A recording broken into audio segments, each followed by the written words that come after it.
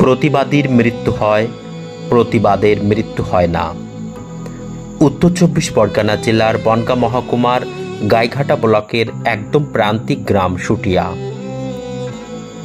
খানিকটা গেলেই বাংলাদেশ সীমান্ত। শুটিয়ার উপর দিয়ে বয়ে চলেছে ইছামতি যমুনা নদী।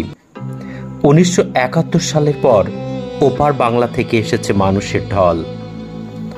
1972 সালের 12 সেপ্টেম্বর পশ্চিমবঙ্গের অবিভক্ত 24 পরগনা জেলার বনগাঁ মহকুমার শুটিয়া গ্রামে জগদীশ বিশ্বাস ও গীতা বিশ্বাসের ঘরে জন্ম লাভ করেন এক শিশুপুত্র।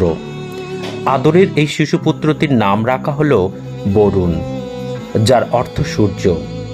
জগদীশ বিশ্বাস 1971 বাংলাদেশের স্বাধীনতা যুদ্ধের সময় ফরিদপুর জেলা থেকে বনগাঁ মহকুমার পাঁচপোতার আচারিপাড়ায় আসেন ভাগ্য অন্বেষণে। লেখাপড়ার প্রতি অদম্য ইচ্ছা ও ঝোঁক থাকায় জগদীশবাবু তার সন্তানদের লেখাপড়া শেখানোর জন্য কখনো মজুরের কাজ, আবার কখনো স্থানীয় যাত্রা দলে অভিনয় করে জীবিকা নির্বাহ করতেন। বরুণকে পাঁচপোতা ভাড়াডাঙ্গা হাই স্কুলে ভর্তি করা হলো। এরপরে গোবরডাঙ্গা হিন্দু কলেজ থেকে বাংলায় স্নাতক ডিগ্রি অর্জন করে কলকাতা বিশ্ববিদ্যালয় থেকে স্নাতকোত্তর এবং ব্যারাকপুর বিটি কলেজ থেকে বিএড, WBCS পরীক্ষায় পাশ করলেও তিনি কলকাতার মিত্র ইনস্টিটিউশনে সমাজ গড়ার কারিগর হিসেবে শিক্ষকতার কাজে যোগদান করেন। অন্যদিকে 1999 থেকে 2002 সালের মধ্যে এলাকার শান্ত জনজীবনে ব্যাপক পরিবর্তন এলো। আস্তে আস্তে শুটিয়া এবং তার আশেপাশের কয়েকটি অঞ্চল সমাজবিরোধী সুশান্ত চৌধুরী ও বীরেশ্বর ঢালিদের দখলে চলে যেতে থাকে। ওই বছরে ওই এলাকায় 33টি ধর্ষণ ও 12টি খুনের ঘটনা ঘটেছিল। পশ্চিমবঙ্গের মানচিত্রে শুটিয়াকে ধর্ষণ গ্রাম বলা হতো।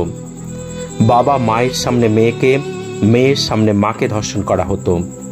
ধর্ষিতা হওয়ার ভয়ে এলাকার নারী সমাজ সন্ত্রস্ত হয়ে পড়ল। দম বন্ধ করা পরিবেশে সাধারণ জনগণের সাহস, আত্মবিশ্বাস তখন তলানিতে। ধর্ষিতা নারীর সম্মান বাঁচানোর চেষ্টায় সরকারও উদাসীন। প্রশাসনকে বুড়ো আঙুল দেখিয়ে সুশান্ত চৌধুরী ও তার কারগিল পার্টির ছেলেরা সমান্তরালভাবে তাদের শাসন চালাতে শুরু করল। 2002 সালের 1 আগস্ট শুটিয়া বাজারে এক প্রতিবাদ সভায় ওই নরপিশাচ সমাজবিরোধীদের বিরুদ্ধে প্রথমে বক্তৃতা করার সাহস দেখিয়ে এগিয়ে এলেন বরুণ বিশ্বাস। দিশেহারা জনগণের উদ্দেশ্যে উদার্ত কণ্ঠে তিনি শির দ্বারা বেঁকে যাওয়া শুটিয়া ও তার আশেপাশের অঞ্চলের জনগণকে আহ্বান করে বললেন, যদি এখনো আমরা মা বোনেদের সম্মান রক্ষা করতে না পারি তাহলে আমরা সভ্য সমাজে থাকার যোগ্য নই। আমাদের যদি সমাজ বিরোধীদের বিরুদ্ধে রুখে দাঁড়ানোর সাহস না থাকে তাহলে আমাদেরও শাস্তি পাওয়া উচিত।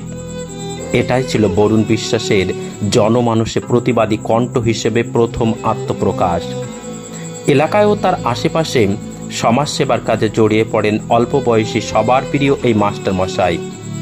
বেতনের সব টাকাটা খরচ করেও লোকের কাছ থেকে টাকা ধার করে খরচ করতেন গরিবদের জন্য। বেতনের টাকায় ধর্ষিতা মেয়েদের বিয়ে দিয়ে নিজের শোয়ার খাট অন্যকে দিয়ে নিজে মাটিতে প্লাস্টিকে শুতেন। অন্যের পড়াশুনো, চিকিৎসার খরচও চালাতেন সবার প্রিয় হয়ে ওঠা এই মাস্টারমশাই।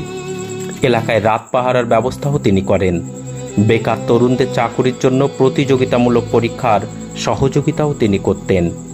তিনি চেয়েছিলেন নিজের আলোয় সকল সামাজিক অন্ধকারকে দূরীভূত করে নতুন সূর্য হিসেবে জ্বলে ওঠে। এলাকার উন্নয়নের কাজে সরকারি টাকা 900-এর সঙ্গে যুক্ত লোকেদের বিরাগভাজন হয়ে ওঠেন সাধারণ মানুষকে নিয়ে তাদের কাজের প্রতিবাদ করায়। আন্দোলনের জেরে সুশান্ত অ্যারেস্ট হন, কিন্তু শেষ রক্ষা হল না। 2012 সালের 5 জুলাই বৃহস্পতিবার সন্ধ্যার মুখে বনগাঁ লোকাল এসে থামল গোবরডাঙ্গা স্টেশনে। নামলেন মাস্টার দা। 3 নম্বর থেকে 1 নম্বর প্ল্যাটফর্মের দিকে হাঁটা দিলেন। স্টেশনের বাইরে বাইক রাখা। বাকিটা আমরা সবাই সিনেমার পর্দায় দেখেছি, তবে সেটা সিনেমা নয়, বাস্তব। একটা গুলি তার পাঁজর ভেদ করে চলে গেছে। রক্তাক্ত শরীরে মাটিতে পড়ে আছেন শুটিয়ার মুক্তি সূর্য। আধ ঘন্টা স্টেশনে পড়ে থাকলেও প্রিয় মাস্টার মশাইকে বাঁচাতে সেদিন কেউ এগিয়ে আসেনি। বরুণ বিশ্বাসকে নিয়ে কাগজে কত লেখালেখি হলো, টিভিতে কত সংবাদ পরিবেশিত হলো। সুশান্ত আজ মারা গেছে। অন্যান্য অপরাধীদের শাস্তির জন্য নাগরিক মঞ্চ গড়ে উঠেছে। পরিচালক রাজ চক্রবর্তীর উদ্যোগে বরুণ বিশ্বাসকে নিয়ে প্রলয় নামের সিনেমা মুক্তি পেয়েছে। আজ শুটিয়া ও তার আশেপাশের অঞ্চল শান্তির মুক্তাঞ্চল। বরুণ বিশ্বাস হয়তো আজ বেঁচে নেই, কিন্তু তিনি বেঁচে আছেন অসহায়, অত্যাচারিত, নিপীড়িত, বঞ্চিত বাঙালির আবেগে, মননে এবং হৃদয় মাঝারে। বরুণ বিশ্বাস মানে প্রতিবাদের সুর। বরুণ বিশ্বাস মানে মফস্বলের পায়ে পায়ে নেপোলিয়ান বোনাপার্টের অপরাজিত ঘোড়ার খুর।